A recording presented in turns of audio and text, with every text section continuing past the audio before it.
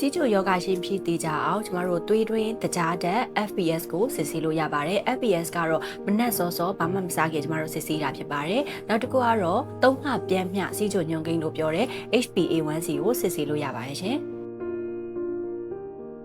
သွေးရင်းတကြားတက်များနေခြင်းကသွေးထဲမှာရှိတဲ့မကောင်းတဲ့ကိုလက်စထရောတွေကိုပုံမမြင့်တက်လာစေတဲ့အတွက်ကြောင့်မလို့ lipid profile ကိုလည်းကျမတို့စစ်ဆေးသင့်ပါတယ် lipid profile နဲ့မှာဆိုလို့ရှိရင်ကျမတို့ total cholesterol triglyceride HDL LDL cholesterol အစရှိသည်တို့ကိုစစ်ဆေးလို့ရပါတယ်ရှင်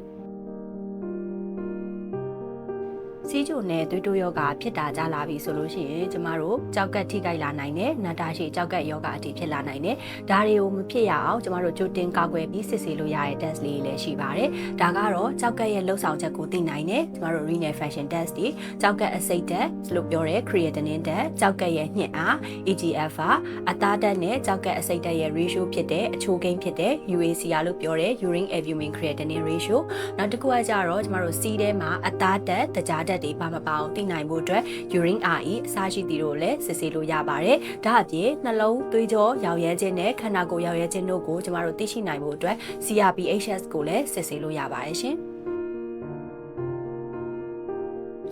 SMM မှာဆိုလို့ရှိရင်ကျမတို့စီးချိုသွေးတိုးယောဂဝေဒနာရှင်တွေအနေနဲ့နောက်ဆက်တွဲကြောက်ကက်ကျန်းမာရေးအတွက်ကြိုတင်စစ်ဆေးလို့ရတဲ့ CKD17 package လေးကိုစစ်ဆေးလို့ရပြီဖြစ်ကြောင်းသတင်းကောင်းပါချင်ပါတယ်ရှင်။